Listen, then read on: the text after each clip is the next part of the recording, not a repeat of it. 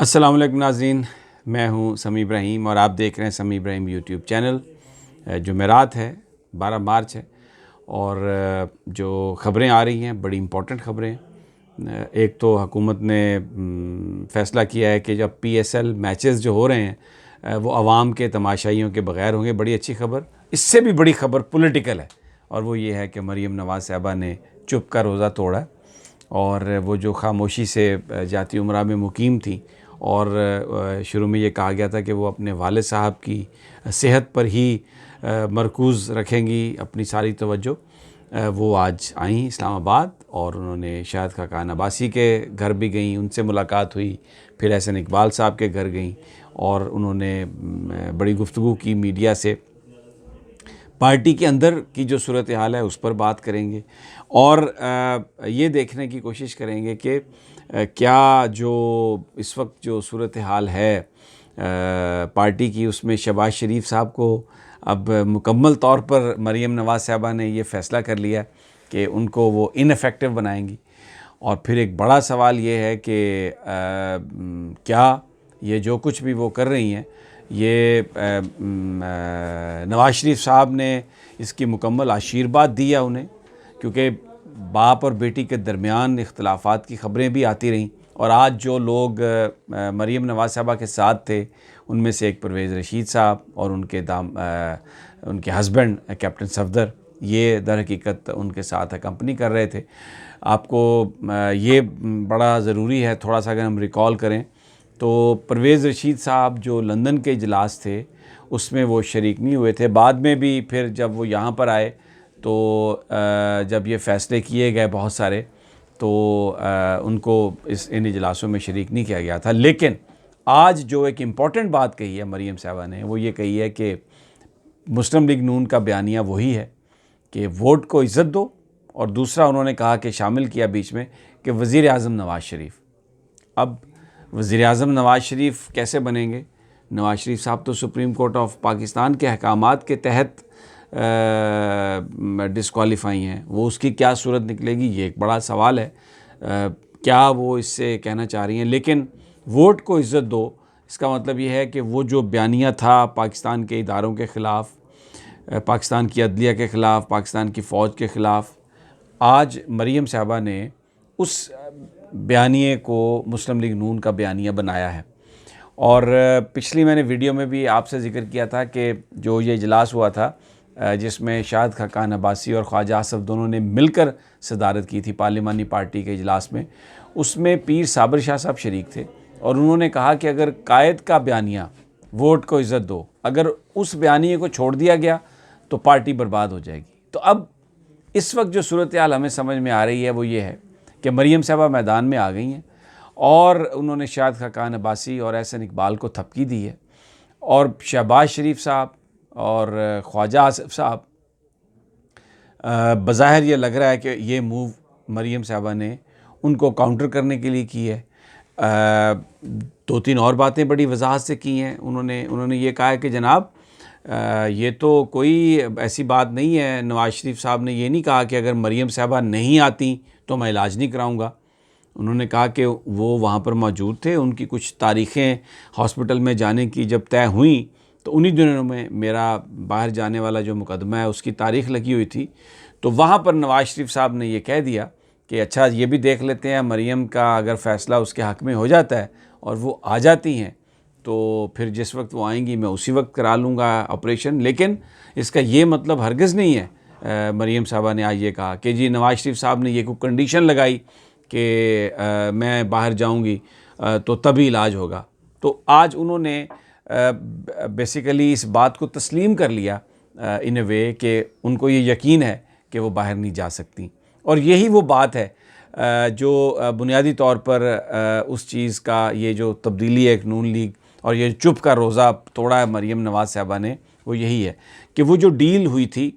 जिसका मैंने अपनी पिछली वीडियोज़ में भी आपको ज़िक्र किया, शहबाज साहब ने बहुत सारी चीज़ों का ज़िम्मा लिया था। नेशनल गवर्नमेंट का ज़िक्र था उसमें, मुकदमात के ख़ात्मे का ज़िक्र था उसमें, फिर आगे जाकर एक नए इंतखाबात का भी ज़िक्र था वो, और उसमें यह था कि मरीम साहिबा बाहर जाएंगी। कुछ पेमेंट्स का भी ज़िक्र था जो लोग बताते हैं यहाँ पे स्पेकुलेट करते हैं एक तीसरे मुल्क ने उसकी पेमेंट करनी थी। वो सारी की सारी चीज़ें जो हैं वो रुक गईं। तो अब मरीम साहबा ने जो अपना चुप का रोज़ा तोड़ा है, जो अपनी खामोशी तोड़ी है और जिसकी बुनियाद पर उन्होंने ये पॉलिटिकल एक्टिविटी शुरू की है, वो यही है कि वो डील कहीं ना कहीं रह गई है। और शहबाज शरीफ साहब, क्योंकि एक मुस्लिम लीग नून के अंदर ये बात एक निकली, जो नवाज शरीफ साहब के बड़े करीबी साथी थे, उन्होंने ये कहा कि ये शहबाज साहब ने अगर उनको 10% चीज़ों की यकीन दहानी कराई गई थी तो उन्होंने आके 40% का जिक्र किया, इसलिए कि वो नवाज शरीफ साहब को चुप कराना चाहते थे, इसलिए कि वो पार्टी को टेक ओवर करना चाहते थे, इसलिए कि वो ये चाहते थे, वो ये समझते हैं कि ये इदारों के ख़िलाफ़ जो गुफ्तगू है ये मुस्लिम लीग नवाज़ को कहीं का नहीं छोड़ेगी और हम बिल्कुल इसमें पाकिस्तान में कोई भी मीनिंगफुल पॉलिटिक्स नहीं कर सकते। तो इसलिए उन्होंने अपने भाई को जो उनसे कहा गया था उससे ज़्यादा बताया, और जब वो चीज़ें पूरी नहीं हुई और वो चीज़ें एक्सपोज हुई हैं तो उस पर वो लोग जो शहबाज शरीफ साहब के हवाले से सवाल उठाते थे हमेशा, परवेज़ रशीद साहब हैं, कैप्टन सफदर साहब हैं और भी बहुत सारे लोग हैं, उन्होंने ये बात नवाज शरीफ साहब के दिल में भी डाली, नवाज शरीफ साहब के कान में भी डाली। बहुत सारे लोग ये कह रहे हैं कि मरीम साहबा की ये जो मूव है, ये मूव जिसमें वो शहबाज शरीफ साहब को काउंटर करने जा रही हैं, क्योंकि आज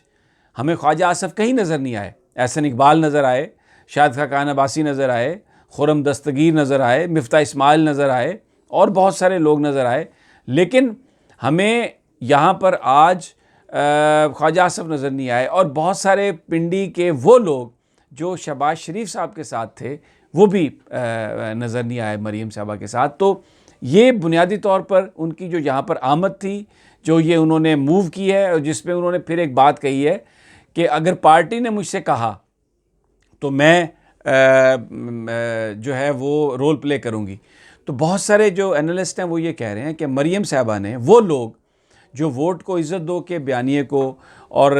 इदारों की मुखालफत को ही पॉलिटिक्स समझते हैं, उन्होंने मरीम नवाज़ को ये बात कही है कि मरीम साहबा हम आपके साथ हैं, आप आएँ, हमें आप लीड करें, तो इससे पार्टी के अंदर एक प्रेशर बनेगा। और शहबाज शरीफ साहब जो इस वक्त नवाज शरीफ साहब को एक कोने में धकेल रहे हैं, आप शहबाज शरीफ को काउंटर कर सकेंगी, वरना नवाज शरीफ साहब का बयानिया और उनका इन्फ्लुएंस ख़त्म हो जाएगा पॉलिटिक्स पे और शहबाज शरीफ साहब पार्टी पर काबज़ हो जाएंगे। वो लोग ये समझते हैं और मरीम साहबा भी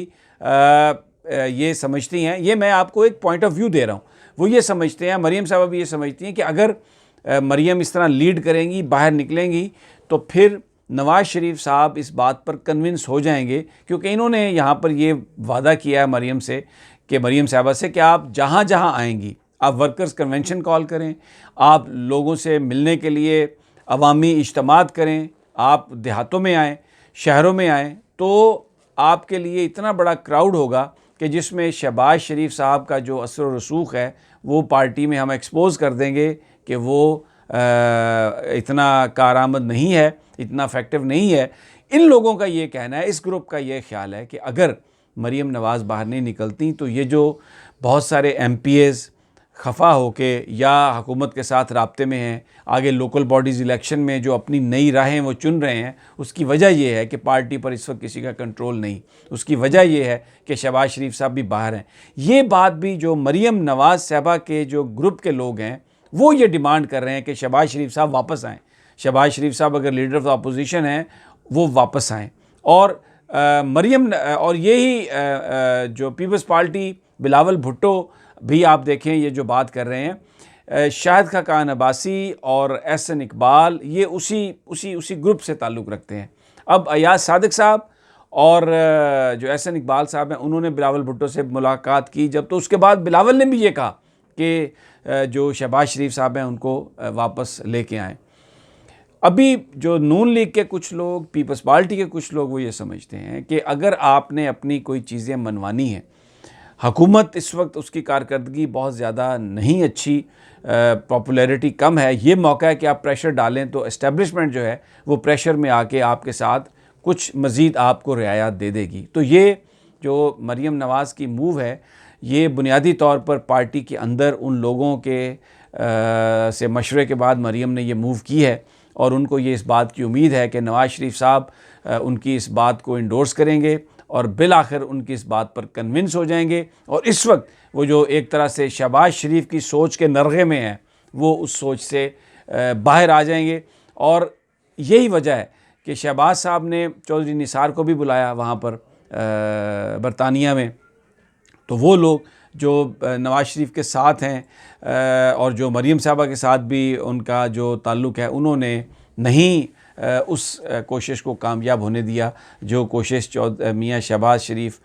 कर रहे थे चौधरी निसार अली ख़ान के ज़रिए। बड़ी इंटरेस्टिंग ये सिचुएशन है। पार्टी के अंदर के इख्तलाफात खुलकर सामने आ गए हैं। मरीम नवाज़ मूव कर चुकी हैं शहबाज शरीफ को काउंटर करने के लिए। अब देखना यह है कि आगे जब ये कहानी अनफोल्ड होती है तो उसमें मरीम नवाज़ साहबा के साथ कितने लोग आते हैं और क्या नवाज़ शरीफ साहब कन्विंस हो जाते हैं। क्योंकि मरीम के साथियों का ये कहना है कि जब आप चलेंगी तो ये अंडरस्टूड समझेंगे वर्कर कि मरीम नवाज़ ये जो चल रही हैं ये नवाज़ शरीफ साहब की आशीर्वाद से चल रही हैं। ये हो ही नहीं सकता कि नवाज़ शरीफ साहब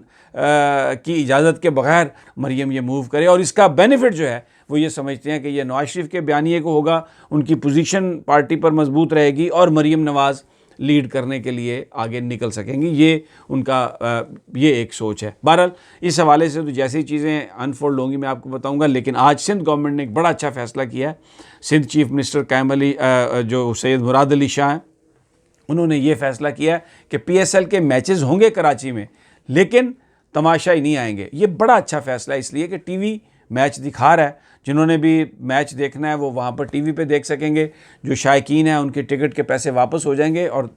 दोस्तों साथियों, ये इस तरह का काम यूरोप ने भी किया है कि वहाँ पर जो फ़ुटबॉल के मैचेस हैं जिनको हज़ारों लाखों की तादाद में लोग ग्राउंड्स में आके देखते हैं, वो मैचेस हो रहे हैं लेकिन सिर्फ TV पे दिखाए जा रहे हैं। इंडियन IPL भी यही कर रहा है कि मैचेस जो हैं उन्होंने तजवीज़ दी है कि जी वो आप मैचेस कराएं लेकिन तमाशाई ग्राउंड में ना आए। ये एक बहुत अच्छा फ़ैसला है। पहली दफ़ा एक बहुत अच्छा फ़ैसला किया है सिंध चीफ मिनिस्टर ने और गवर्नमेंट एक्ट करती हुई नज़र आ रही है। दोस्तों इजाज़त दें, जैसे जैसे चीज़ें आएंगी आपसे बात होगी। और मेरी अगली वीडियो तक अल्लाह निगहबान।